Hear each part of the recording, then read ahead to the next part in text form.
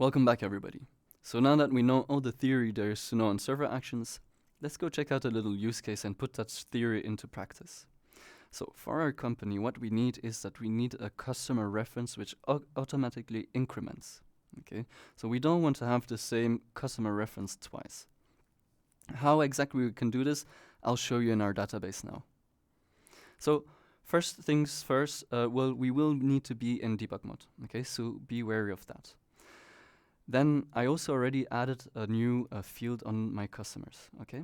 So this is my customer reference here, which is the field which will be automatically incremented with our server action later on. Then we can go into our model, or our model, let's say, which is called sequences, okay? So as you'll see here in the URL, I am in the ir.sequence model. Okay. This is important because we'll actually go into this environment later on using our server action. But let's get back into our sequences. Most of you probably already know what it is. However, it's important to understand what exactly a sequence does. So I'm going to use the most known sequence, which is the sale order sequence, as you can see here. So basically what this sequence will do is, well, for each new sale order, it will give it the name by putting an S as a prefix and then the sequence size, so 5 numbers. Okay, so that's why we often have the S and then 00001, 00002, etc. Okay, we're going to do the exact same thing for our customer reference. So here, I'm just going to click on create, and then I'm going to give it a name, customer reference. And then I'm going to give it a reference code. Okay, so exactly the same thing, except that this time I'm going to dot separate it. So customer reference.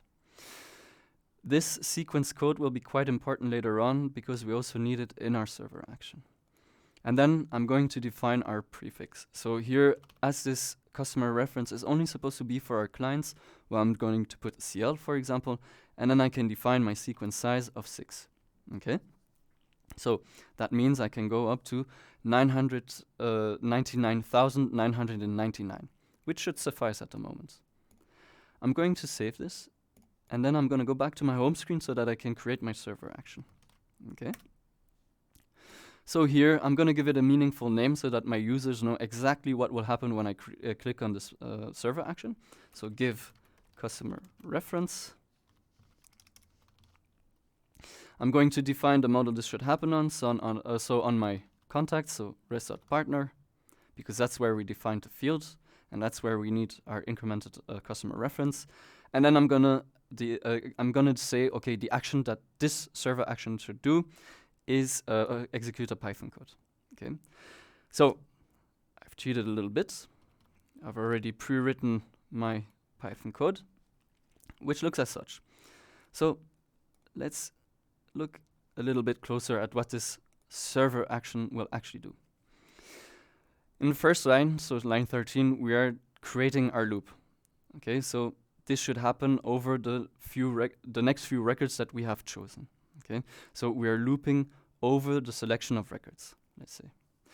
And then we are defining a condition, okay, a certain condition that needs to be met for this server action to happen.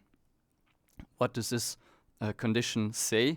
Well, on line 14, we can see that actually the customer reference should not be defined in order for this server action to be executed. Of course, this is logic because we don't want to increment again on a customer reference that already exists. Okay, and then we are defining what should actually happen. So in this case, our customer reference field should take on the next value in the increment. How are we defining this? Well, first of all, we are going to go check in the ir.sequence environment. So as you saw earlier, where I created my sequence was in the ir.sequence model. Okay. Then we're actually going to search our customer reference, so our sequence, by the customer reference, the sequence code we created early on. So customer.reference.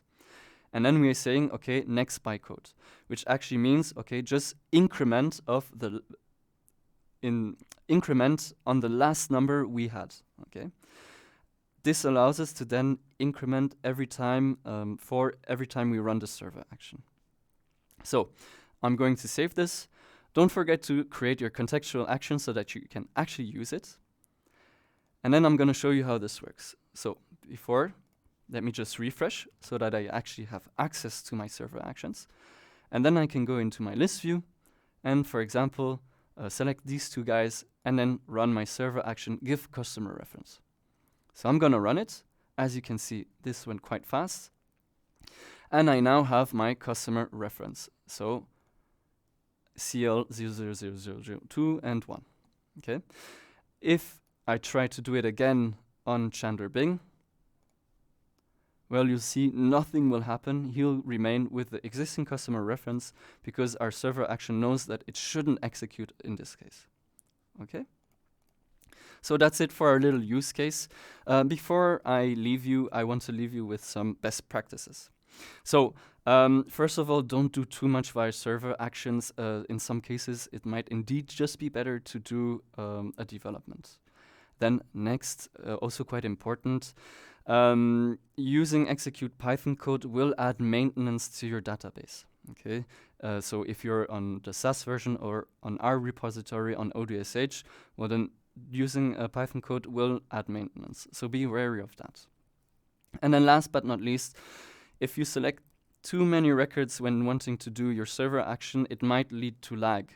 So it's best to limit the amount of numbers, the amount of records, in order to not put too much pressure, let's say, on your server. Okay, so that's it for today. I hope this session was clear for you. If you have any further questions, don't hesitate to contact your teacher. Thank you very much. Have a good day.